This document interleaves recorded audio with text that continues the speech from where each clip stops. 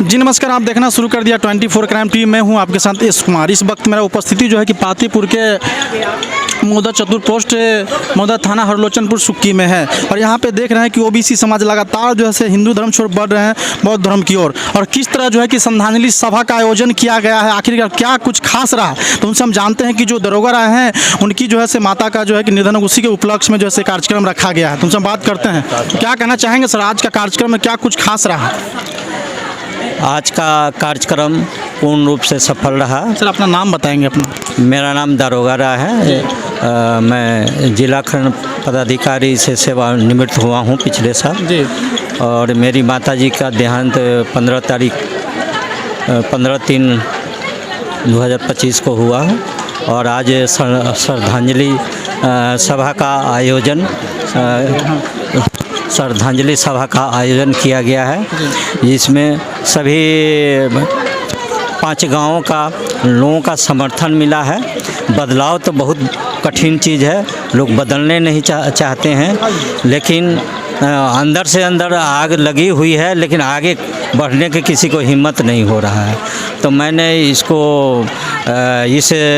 धर्म का अध्ययन किया, सभी धर्मों का अध्ययन किया और सभी में हमें गुना प्रज्ञा जो जागृत करने का जो संदेश उन्होंने दिया है, उनका ज्ञान पूरे विश्व में फैला है और उनको समासम बुद्ध बोला जाता है। जो अंदर है वो बाहर है। तो उनके विचारधारा को अपनाते हुए और अंधविश्वास को हमने पूर्ण रूप से ब्राह्मणवाद को त्याग दिया और सभी लोगों ने सपोर्ट किया है। और इनमें क्या खास दिखा जो इस तरह का कार्यक्रम का आयोजन किया गया है, तो इसमें आपके माध्यम से लोगों को जागरूक होने का मौका मिला और देखा कि जो हमारे आगामी जो होगा इसी तरह का हम लोग कार्यक्रम करेंगे। इसके लिए क्या यहाँ के मतलब दर्शक, यहाँ के ग्रामीण को लिए कहना चाहेंगे सर आप? ग्रामीणों के दिखाने ही के लिए, उनको एक रास्ता बताने के लिए, एक संदेश देने ही के लिए ऐसा कार्यक्रम का आयोजन किया गया है। और अगले बार से जो ये भोजन की व्यवस्था नहीं रहे, पूर्ण रूप से बदला हुआ रहेगा। अभी जो है कुछ उन लोगों का भी विचार को रखना पड़ा, माथा छिलाना है तो कोई बात नहीं है, उसमें ब्राह्मणवाद का कोई मतलब नहीं है। और चद्दर पगड़ी है, पंडित जी को बुलाए थे, श्राद्ध उराद्ध करवाए थे? नहीं, कुछ नहीं है, 100% बाइकाट। अच्छा। और उनको बुलाना ही नहीं है।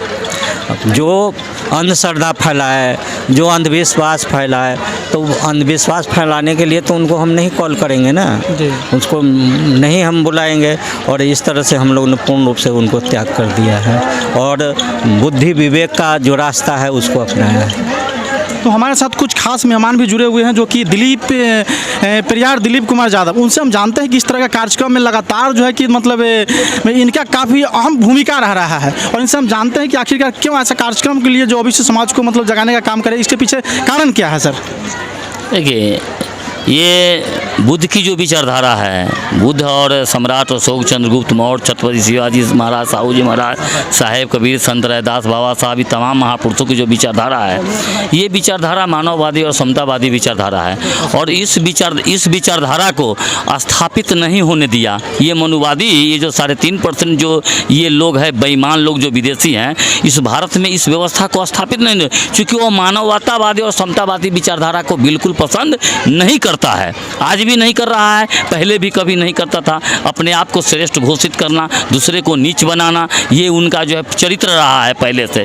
तो इस व्यवस्था को स्थापित करने के लिए ऐसा देखा गया, इस भारतवर्ष में जो 90% जो इस देश की आबादी है, उन 90% की आबादी में सबसे बड़ा ज़्यादा अहम भूमिका ओबीसी समाज का है। और ओबीसी समाज अभी के समय में लगभग 55 से 60% ओबीसी समाज है। और ओबीसी समाज जिस दिन ये जग गया, जिस दिन अपने बहुजन महापुरुषों की जो विचारधारा है, सम्राट अशोक की जो 2500 वर्ष पहले की व्यवस्था है, इस व्यवस्था को अगर ओबीसी समाज अगर समझ गया, उस दिन जो है पूरे भारत बौद्धमय हो जाएगा और ब्राह्मणी संस्कृति हमेशा के लिए इस भारत भूमि से ध्वस्त हो जाएगा।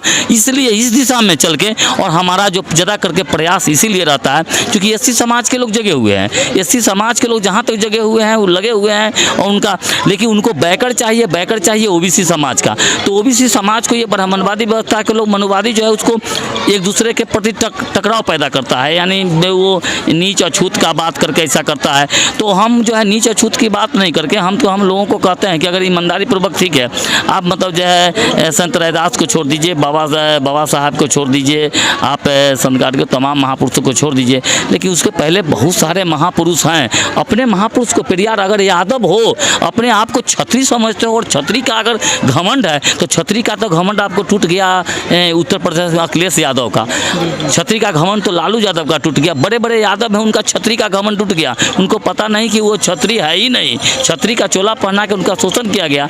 तो हम समाज में लोगों को ये बता, तुम छत्री नहीं हो, अगर तुम वास्तव में अपना इतिहास अगर पढ़ना चाहते हो, अगर यादव हो, यादव अगर जातीय व्यवस्था को ही मान रहे हो अपने आप को, तो ईमानदारी पूर्वक जाके के साहब आप कम से कम पेरियार रामास्वामी नायकर को पढ़ लो, जीवनी को, ललई सिंह यादव की जीवनी को पढ़ लो, बाबा बासान भुइया के जो वास्तविक इतिहास है उसकी इतिहास पढ़ लो, वो तुमको जानकारी हो जाएगी। वीपी मंडल को पढ़ लो, बहुत ऐसे सारे महापुरुष हुए ओबीसी समाज के, आप उनको पढ़ो, उनको पढ़ने के बाद तुमको पता चलेगा कि सच्चाई क्या है। और जब तक हमारा समाज, ओबीसी समाज जब अपने बहुजन महापुरुषों के इतिहास को नहीं जानेगा तब तक परिवर्तन नहीं होने वाला है। और इस तरह का मंच लगा के हमको बड़ी खुशी होती है, दरोगा बाबू जैसे लोग जब आगे आए हैं, क्योंकि इसी बात उम्मीद में है कि हमारे समाज का जो अनपढ़ किसान मजदूर है वो दोषी नहीं है, दोषी हमारे समाज के जो पढ़े लिखे लोग हैं वो है, एजुकेटेड जो वो दोषी है।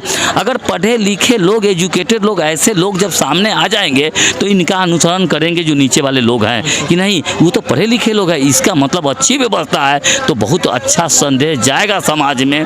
इसीलिए हम सबसे ज़्यादा ओबीसी समाज के और मतलब जो है एजुकेटेड परिवार की तरफ हम काम कर रहे हैं। और भारतीय मूलनिवासी सांस्कृतिक मंच पूरे देश में सांस्कृतिक परिवर्तन का काम कर रहा है और ये सांस्कृतिक परिवर्तन का कार्यक्रम ये अंत तक चलता रहेगा, क्योंकि शुरू से आते आया है और आगे भी जो है सांस्कृतिक परिवर्तन का और श्रद्धांजलि हो, मतलब जो है गृह प्रवेश हो, न्यू डालना हो, शादी हो, किसी तरह का भी कार्यक्रम है तो बुद्ध की तस्वीर लगा के, अपने बहुजन महापुरुषों की तस्वीर लगा के उनकी विचारधारा के तहत कर लीजिए। कहीं भी मतलब कोई संस्कृत की ज़रूरत नहीं है, कोई चावल अक्षत की ज़रूरत नहीं है, केवल फूल की ज़रूरत है और सब कुछ हिंदी में बता करके ब्राह्मण मुक्त विवाह, पूरा ब्राह्मण मुक्त, अंधविश्वास पाखंड मुक्त और कहीं भी नहीं। और जो भी इस विचारधारा को अपना रहे हैं बहुत तेज गति से आगे बढ़ रहे हैं, लेकिन कोई के अंदर अगर डर भय डाला जा रहा है तो बुद्ध ने कहा, बुद्ध की तो विचारधारा है, मरना जीना, बड़ बीमारी, मर मुकदमा, घटना दुर्घटना, ये प्रकृति का सिस्टम है। कोई पूजा पाठ चाहे जितना भी अंधविश्वास पाखंड करता हो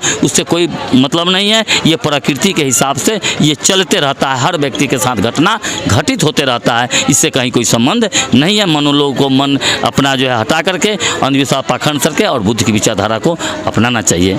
बहुत बहुत। तो सर आज जो है कि श्रद्धांजलि सभा में सर आप लोग उपस्थित हुए हैं, इस पर क्या कुछ कहना चाहेंगे सर? ये तो सर अपना नाम बताएंगे।